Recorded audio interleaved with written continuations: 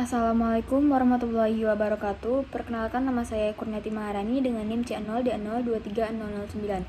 Di video ini saya akan membahas tentang liabilitas jangka panjang dalam akuntansi pajak. Investasi jangka panjang adalah penempatan sejumlah dana atau aset yang dilakukan oleh individu maupun badan usaha dengan tujuan untuk memperoleh manfaat ekonomis di masa yang akan datang dalam jangka waktu lebih dari 1 tahun. Investasi ini umumnya tidak dimaksudkan untuk segera dijual atau dikonsumsi dalam siklus operasi normal perusahaan, melainkan ditujukan untuk mempertahankan atau meningkatkan nilai kekayaan dalam jangka panjang serta mendapatkan pendapatan tambahan seperti dividen, bunga, atau capital gain.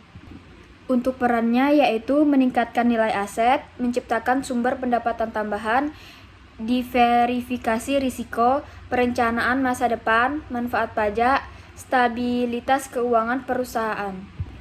Perlakuan perpajakan terhadap pendapatan dan keuntungan dari investasi jangka panjang. Dividen atau pendapatan dari saham. Dividen dari dalam negeri dikenakan PPh final 10%, pasal 4 ayat 2 Undang-Undang PPh.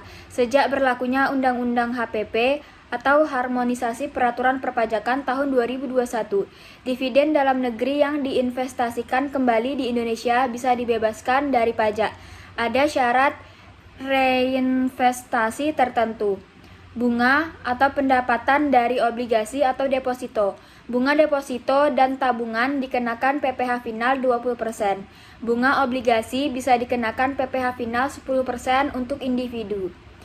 Lalu, capital gain atau keuntungan dari penjualan investasi. Saham di Bursa Efek Indonesia. Capital gain dikenakan PPh final 0,1% dari nilai bruto transaksi, bukan dari keuntungan bersih. Lalu, properti atau investasi real estate. Keuntungan dari penjualan properti. Aset tetap dikenai PPh final 2,5% dari harga jual. PP 34 2016. Lalu, reksadana. Penghasilan dari penjualan kembali unit reksadana di bursa atau dari dividen reksadana umumnya bisa bebas pajak untuk reksadana tertentu, terutama jika memenuhi ketentuan OJK. Dengan catatan, peraturan ini bisa berubah sesuai kondisi. Untuk karakteristik jangka waktu lebih dari 1 tahun, tujuan pengembangan nilai atau pendapatan, risiko dan potensi imbal hasil lebih tinggi, kurang liquid dibandingkan investasi jangka pendek, memerlukan analisis dan komitmen yang mendalam, diakui sebagai aset tidak lancar di laporan keuangan.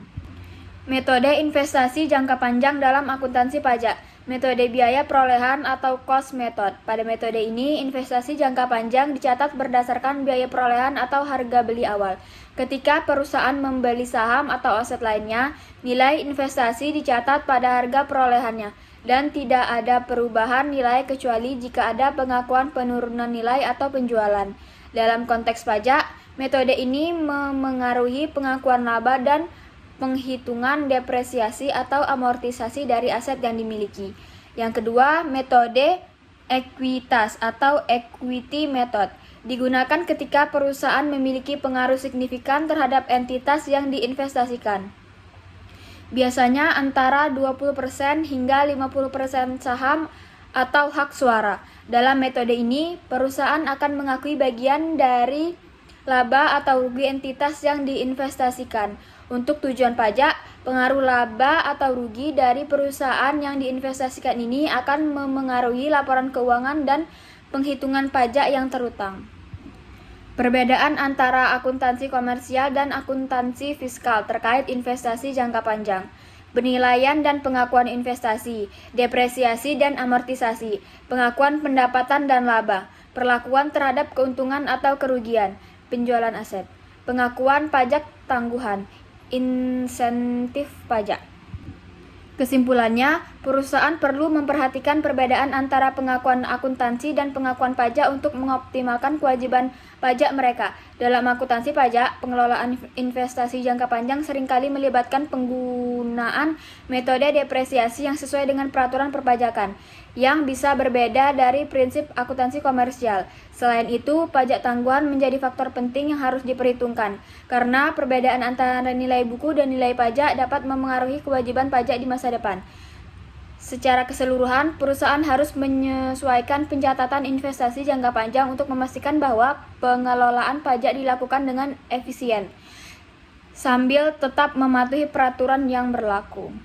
Baiklah, sekianlah video pembahasan tentang liabilitas jangka panjang dalam akuntansi pajak. Lebih dan kurang saya mohon maaf. Wabillahi taufiq wal hidayah. Wassalamualaikum warahmatullahi wabarakatuh.